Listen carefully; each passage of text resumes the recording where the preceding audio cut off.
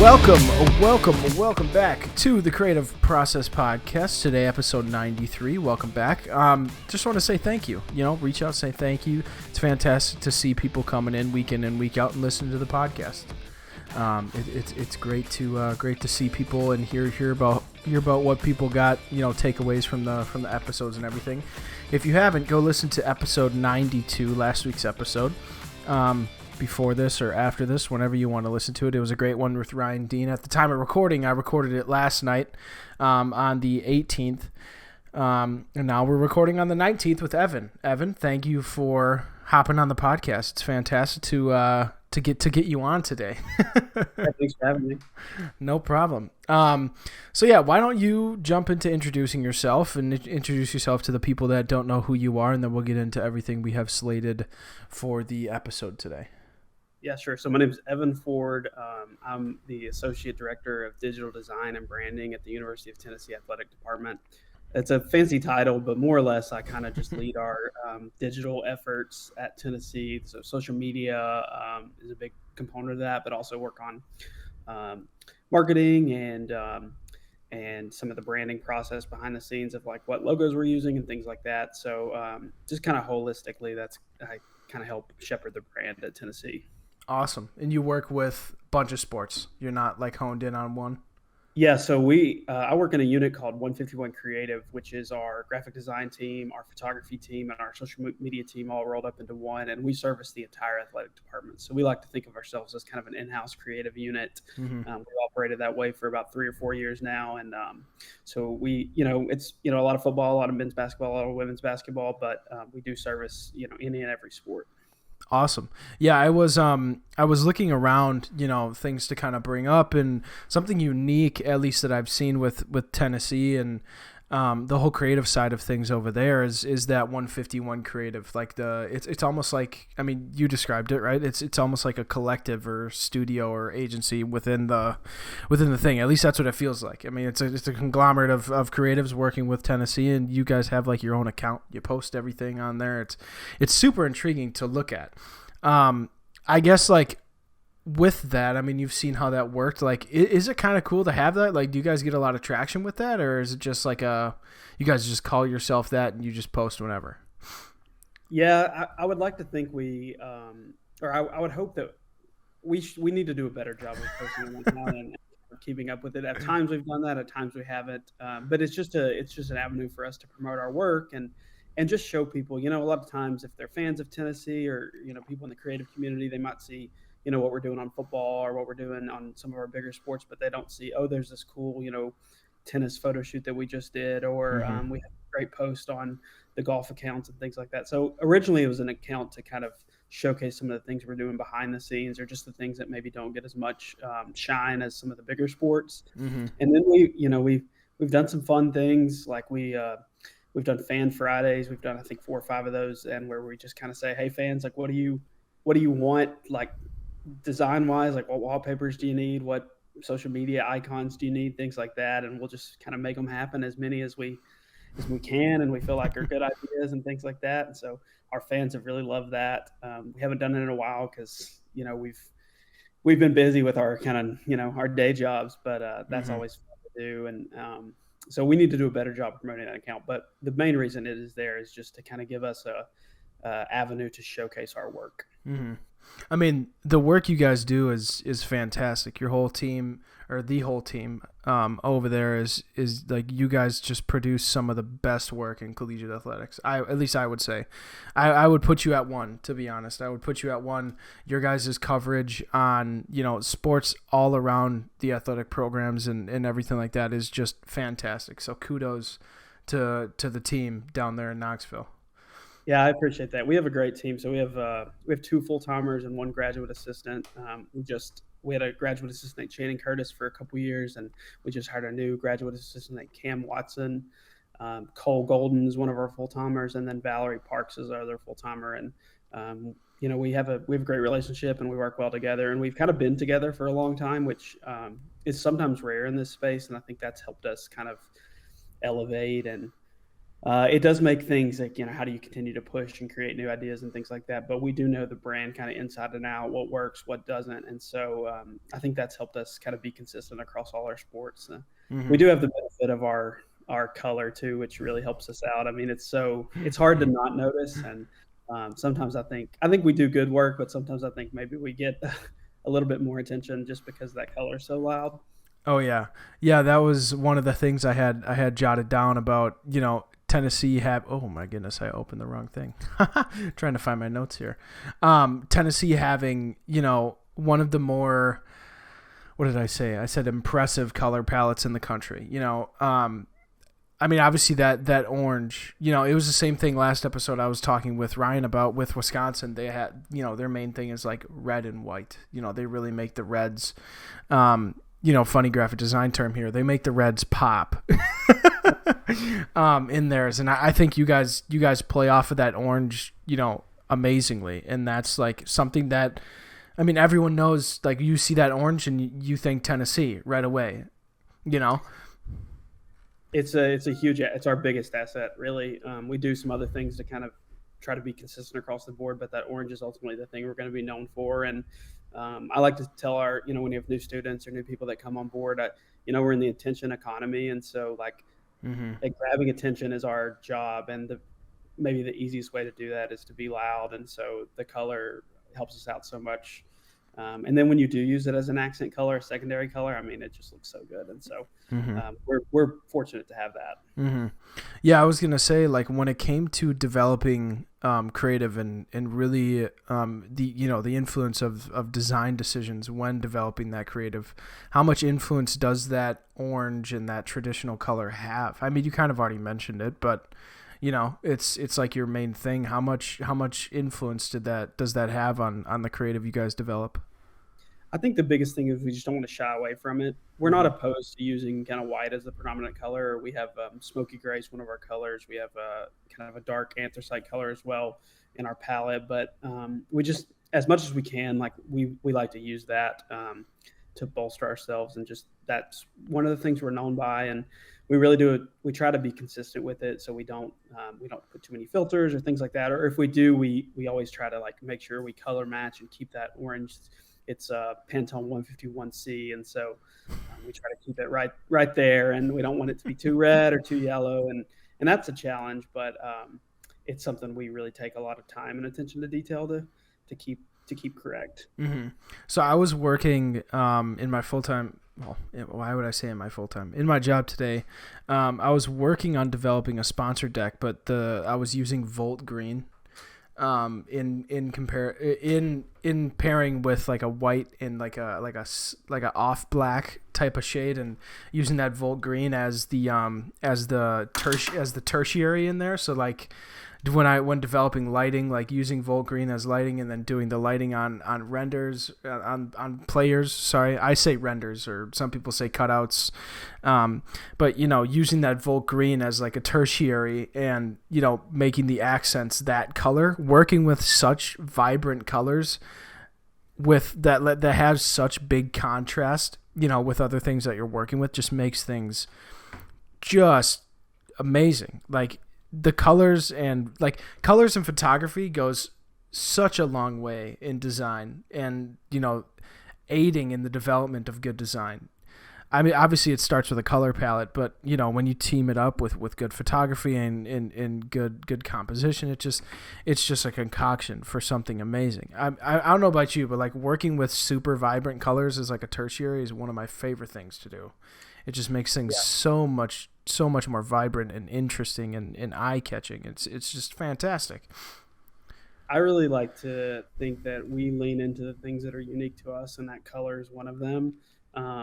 And like the checkerboard and things like that. Like there's a lot of schools with really interesting traditions and things like that. And so I like Mm-hmm. when schools like really try to like own their assets, that they are ownable for them, and for us that's the orange, that's the checkerboard. The mountain kind of mountain motif is something we've leaned into a lot. So and then using it as a tertiary color, that's it's always fun. We have to be careful when we use a lot of like blacks with orange, because it can get really Halloween fast, and so that's kind of the one concern. But you learn to I've done it enough that I kind of know this will work, this won't work, this will look too much like a Halloween poster or whatever. Mm-hmm.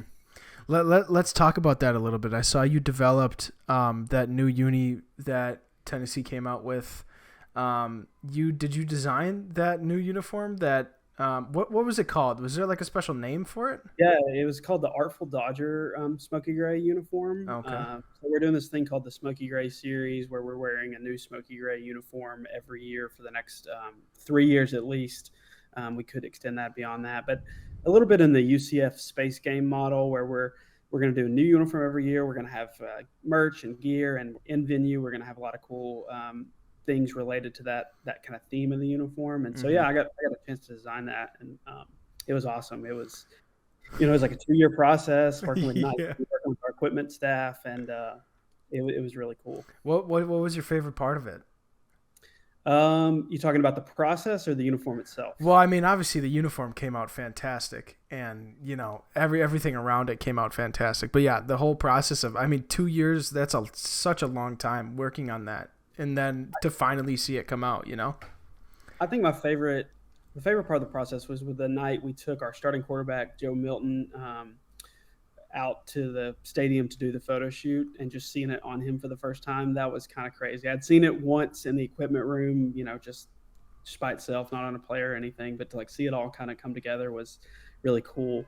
And I mean, just something you had on your computer screen 2 years ago and you kind of sat on and you knew what it looked like. And, we had a retail leak, and a lot of fans didn't kind of like what it looked like on the retail leak. And so that was kind of a little bit of a battle we had to fight of like, do we want to like hold steady and like try to release this when we get all the elements together. And so we did, and we kind of turned the tide a little bit. And we had a good story behind it as well. And that was one thing we were leaning on from the beginning, is there was a why behind it. It wasn't just a random uniform. And we knew we could tell that story well with our video team and the graphics we created and the photography we did and everything like that. Mm-hmm. While we're on that, I guess like talking about uniform variations, like in like a while ago, like when I started getting into collegiate college football, like Oregon was basically the only team that would come out with uniform variations, and like they would go all out in these, completely different, like chromed out one game, blackout the next game, classic Oregon Ducks the third game, and then something completely new the next game. Granted, they have the privilege of working with Nike right there, but that the whole concept of having new uniforms and having a new look, every once in a while has become to be a little bit more adopted in college football. You don't really, you'd like 5-10 years back, you didn't really see it much. And now like teams have like third unis, alternate unis, unis that, I mean, like even with like the Army Navy game, like they make new themed uniforms every single year now around, different battalions or different pieces of equipment within the branch and stuff, like I feel like that whole uniform culture, like that you see professional sports jump into, is now getting adopted very heavily within college football. What's your opinion on like uniform variation? I mean, obviously as a creative, you probably love it because you're able to develop some sweet systems around it, but yeah, I like it. I like it just because you're, with the NBA, like City Connect or City Edition uniforms, or like the City Connect uniforms in the MLB, like people are just pushing the envelope in interesting ways, and sometimes it works and sometimes it doesn't. But I like the kind of thought behind it, and just people are trying to be creative. Mm-hmm. So I love seeing new uniforms and stuff, and I love our traditional uniforms when we were orange and white. Like that's probably my favorite combination. But it's cool for 1 game a year, 2 games a year to kind of go completely outside the box and do something different. And I like how we've created almost like a sub brand of Smoky Gray for this series of uniforms. Mm-hmm. Other teams have followed suit. I mentioned the UCF and the space game. Like I like when teams have like a really consistent story and like branding behind. It's not just a alternate color to have an alternate color. Like it's got some kind of a meaning behind it. Right. We have what we call dark mode jerseys, and they're awesome and they look awesome. But ultimately, they're just there because the guys wanted like a black uniform and it looks really cool. But the smoky grays to me mean more because they have a story behind them. Mm-hmm. Yeah, it's like UCF. I mean, how many? I mean, they really base it off of the whole space theme right now. Don't what are they doing this year? Did you see what they're doing this year by chance? Yeah, I don't think they've announced them yet, but I think they're on their seventh. They call them missions, mission 1, 2, 3, 4, 5, 6, 7, and so they're wearing them. I think against Oklahoma State, if I remember correctly. But Okay. yeah, they haven't announced them, but they're really cool. Actually, Channing Curtis, our former GA, he was at UCF for a while, and he got to work on the ones that had the dark side of the moon, light side of the moon Oh, helmets, sweet. and they were really cool. Hell Uh, yeah. I mean, that's so much untapped or so much potential to tap into there with space and NASA and engineering and all the different things that go alongside that. Like, is that school known for like? Is it like a big like? I don't even know what like. It doesn't Yeah, involve like it's you in know what I'm saying? Orlando, and there's a space station like right nearby. You can actually see them launch the space shuttles from their football stadium. But like, So that's, is the school like related to that at all? Like, do they have a good like space nautical program or whatever? you know, I don't know. I'm guessing they have to have some kind of connection. They used to be called the Citronauts, so like citrus plus astronaut. Okay, So they should have kept that. That's a dope. That's a dope yeah, mascot. they're a really good case study of like interesting branding, like really thoughtful, and they do a great job at just across the board on how they showcase themselves. Mm-hmm. Yeah, like at least my first exposure other than Oregon was like teams doing like throwback versions. Like I know Wisconsin and Nebraska a while back, they came out with like bespoke uniforms for, the Wisconsin Nebraska game. They were both like, super throwback, like 1930s, 1920s throwback, super simple. But then that at least for me, that's what I remember, the start of, the bespoke one-off, special themed type of uniforms within college football. There probably was stuff before that, but at least that's how I remember it. And yeah, like I feel like it has to have some sort of meaning, it has to have some sort of meaning behind it rather than just looking cool, Yeah, for sure. You get a chance to look up Pro Combat. That was a Nike initiative about, I want to say, about 2009 or so. I'm sorry. No, go clear your throat. If you need a drink, go get a drink. You got water there? Yeah. But yeah, Pro Combat. That was kind of, in my mind, that's when Nike really started to do some interesting things. And Mm-hmm. Adidas did the throwback thing not long after that with the big, they had the Michigan jerseys with the big M on the front and Mm-hmm. candy striped shoulders and things like that. So I'm a uniform nerd. I could talk about this all day. Oh, I love them. I love them. Especially like I just feel like when that happens in college football, it's just so much more relatable for the fan. Well, one, because it's college, most of the fans that are watching college football, it's like either you played college football or someone that played college football, or like, you're just and the players aren't like I mean now with NIL some of the players are getting paid a bag, but the players aren't getting paid an insurmountable amount of money where they're all put on a pedestal. It's like super relatable, like, hey, that's my friend out there type of scenario. And then when they're wearing this uniform, that's freaking sweet. There's a story behind it. It's just so much easier to like get around that and get interested in it, rather than like, I don't know. Sometimes I feel like in the NFL things are forced, and it's like, it is what it is. And it's just kind of blah sometimes. But when it happens within college football, it's just so much more appeasing and intriguing. It's just so much more organic, I feel. Yeah, I mean, I'm sure this is the same story for a lot of schools. We have a fan base that's rabid and they care deeply about pretty much everything, including uniforms, and so they'll let you know about it one way or another. Was it cool to get ranked by Uniswag for the week 2? Was that cool? Yeah, that was cool. I mean, just the uniforms were polarizing. I mean, I was proud of the work that I did, but it was definitely the case that some people did not like them, and some people did. And so I was glad Uniswag liked them, and it kind of seemed like older people didn't like them, younger people did, which ultimately that's probably not a bad not a bad place to be at if you're going to have something polarizing like a uniform. Mm-hmm. Yeah, I saw a comment here. I just clicked on the Uniswag post on Vol Sports, and I saw a comment that says, "Hey, big Vols fan here. No need in changing uniforms all over the place. You don't see Alabama or Texas or USC big traditional programs changing uniforms." Yeah, like I said, our fan base is not afraid to. It keeps going. Do you want me to keep reading? I've read a lot of the comments. Okay. I'm aware of the sentiment around the uniforms.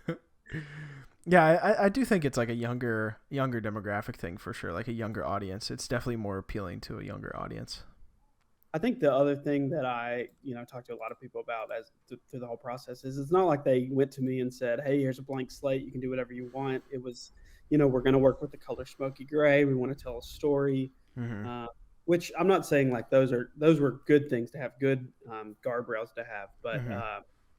I think some people are like, well, we should have done a throwback, or we should have done this, or we should have done that. And you're not in the room, and you don't have the decision makers along the way when you're just kind of throwing out ideas like that. Like when you're doing it in actuality, there's stakeholders, your coaches, your administrators, they have opinions and they have, good reasons for wanting things or not wanting things. And so it's just not quite as a smooth process. If I get on my computer, I design something cool, I send it to Nike, and then that's that. It's a lot longer of a process, and I think that's sometimes that can kill creative work, but sometimes like the collaboration really makes things work. And in our case, like we knew we had a good story to tell, and we knew we were going to be able to incorporate. We honored this legendary player, Condridge Holloway, whose nickname was the Artful Dodger, and so we knew like there's going to be all these great video components. There's going to be all this great creative that we can pair with a uniform release. And so it's made so much sense to do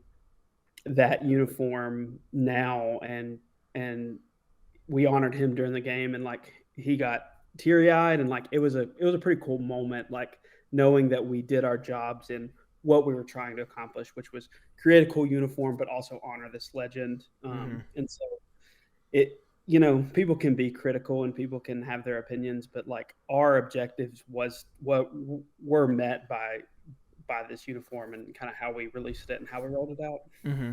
Did it pay homage to like a classic uniform, or did you just design something cool that you thought would relate to him? Or so yeah, during Condridge's era, which he played from 1970 to 1974, they wore white uniforms with orange shoulders, number outlined in black, and double stripes on the pants, old school gray face mask, light gray face mask. And so we took those elements, we took smoky gray, our current number font, our current logo, and mashed those together. And that's kind of where the design came from. Okay. Can you hear that barking?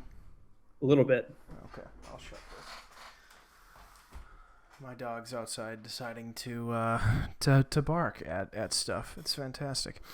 But yeah, like it's so cool being able to see that, like, again, just the story behind it and being able to, attribute it to so much more than just having it look cool. I mean, obviously, like it looks pretty freaking dope.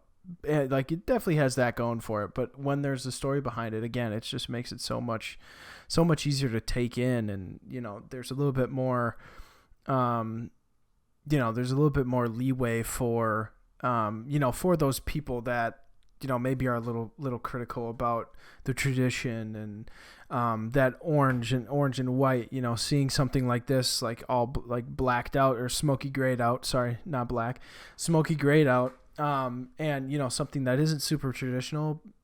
If it's just for looking cool, maybe it could be taken different. But again, like if there's a story behind it, it's a little bit easier to kind of lean into it and adopt it, So yeah, kudos to you, man. Kudos to you. It's just it came out so awesome.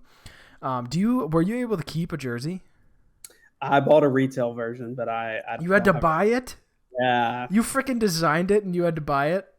Well, yeah, a lot of people have made that comment, but I didn't, I didn't sew the uniform and make the fabric and all those kind of things. Oh, wow. You freaking designed it. If somebody wants to give me a free uniform, I'll take it. Hey, Nike. Yeah. You heard it here first. My man Evan wants a free jersey that he designed. Could you hook a brother up, please? That's kind of, I don't know. I'll say it. You don't have to say it. It's kind of bogus. It's kind of bogus.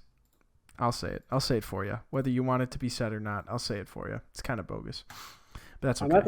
I'm at the point in my career where if I got every T-shirt and piece of apparel that I designed, like my closet would be one exclusively orange, white, and gray, and also I would have to have like 3 closets because it's so much random giveaway shirts and stuff like that. Well, I feel like that's different though. Like you design something like this, it's a freaking, it's a uniform. It's a full set uniform that means, it means a lot more than just designing a giveaway shirt. It stands for a lot more.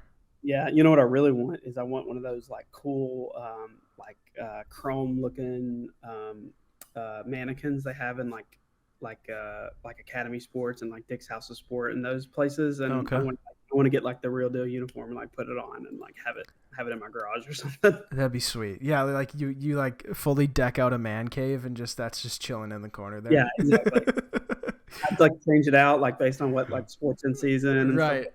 Oh, that'd be so sick. That's such a good idea. Oh my goodness. I looked once. I think they were like $500 on eBay or something. I was like, yeah, too rich for my blood. Oh yeah, the $500 for a chrome mannequin. It was when I say chrome, I mean that kind of like metallic-y gray. I'm not doing a good job explaining it, but if you go to like any like sports apparel store, you'll see what I'm talking about. No head, muscly, like right. Looks like the starting middle linebacker kind of build. Right, yeah, they're like 6'8", 250. They're just casually just the most massive mannequin you've ever seen in your life. Yeah. Mm-hmm. I know what you're talking about. But yeah, that would be sick. I don't have nearly enough room in here to be able to do that, but that is an idea. That's a very cool idea. And like even if it isn't like a uniform, you could just like even if it is like a cool shirt or something, you just toss a cool shirt on there and use it as like a cool office decor piece. I think that would be really sweet. But yeah, I mean, yeah, kudos again to you for designing that, and kudos for your team, to your team for everything that you guys shell out. When it comes to your team, I talked with Ryan about this on last episode, but this Twitter account called Trenches posted a top 30 college football design team rankings. Did you see that by chance? Yeah, I did see that, yeah. You did see that. Okay.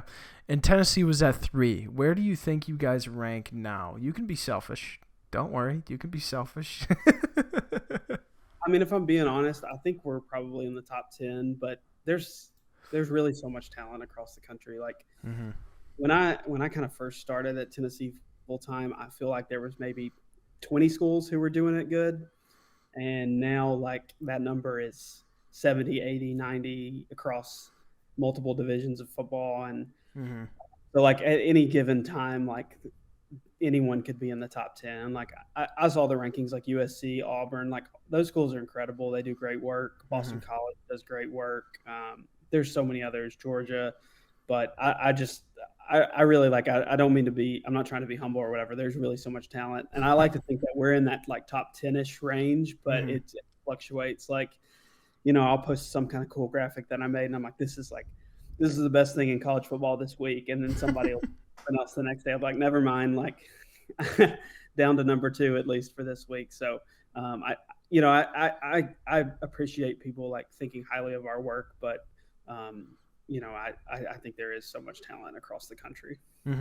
I think like I was talking with Ryan about this, so I won't spend too much time on this. But I think that's such a unique thing, to do. I mean, obviously within college football, the big thing is the top 25 polls, coaches polls that come out every Monday and the new rankings every week. And it's so enticing to see, if your team had a good week, where you guys are going to line up if you were ranked. Obviously, if you're unranked, it's not really going to make much of a difference. But if you were ranked and you had a great win over someone, or, that like it's a big and anticipating type of thing. But then for them to create the idea of molding it into, making it relatable to the design side of things. I thought that was just a pretty cool idea. And Ryan said that it allows him to, because I think Wisconsin was 26th, 26 out of 30. And he said, yeah, I mean, it was cool, but it like got him motivated and wanting to do a little bit more and wanted to see how they can improve, when it comes to that type of stuff. Did you get any reaction like that when it came to it, or did you just see it and you were like, yeah, whatever? Yeah, I thought that was cool. Ultimately, like I've seen the good side of those rankings and the bad side of those rankings. Skull Sparks, they do awesome work, but they post their kind of like monthly like who performed the best, and sometimes our Mm-hmm. coaches are like, we're eighth, like why aren't we in the top five or whatever, and ultimately like they're not seeing the bigger picture of, oh well, this month we lost three times, and we didn't, the month before we were three and we had this awesome video, we rolled out a new uniform, and that's why we had so much more engagement. Or Mm-hmm. sometimes they don't take in the bigger picture, and they can be kind of a weapon used against you. Mm-hmm. So I'm maybe a little bit more dubious of the rankings than others, but I've seen it burn us a couple times, and so that's maybe where my reservation comes from. Mm-hmm. Yeah, I think like stuff like that is just so dependent on the audience.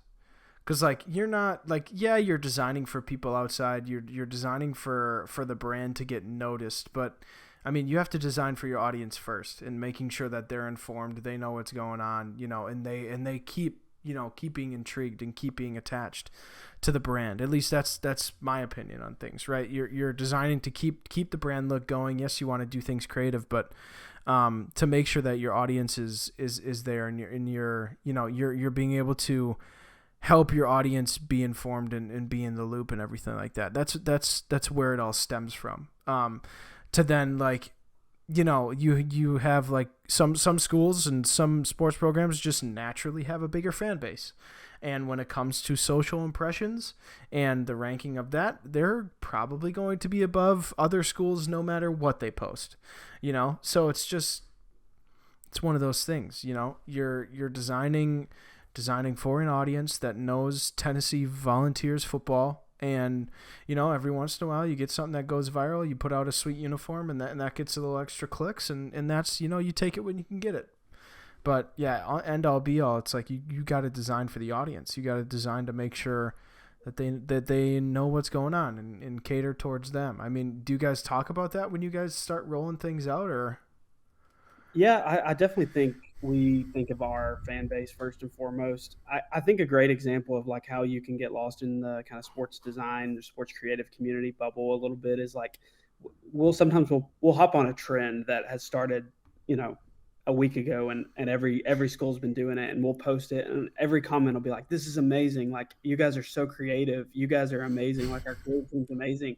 And ultimately, like, we just hopped on this trend that had already been going, Mm-hmm. and our fans, they don't live in that bubble. They don't know what Alabama's posting or what Georgia's posting or what anyone else is posting. And so, like, it's important for us to, like, and not to say like everyone should hop on every trend and like just ignore kind of copying, or people shouldn't copy each other, but like your fans don't know what other schools are doing. You have to design for them, and you have to create for them first and foremost. And sometimes like something that I think the sports design community would love and like eat up, like our fans just aren't gonna resonate with. Maybe it pushes the envelope too much, or it's a little too creative or a little too abstract, but Mm-hmm. they don't resonate with it. And so ultimately, like, we have to think of our primary audience, which for us is the fan base.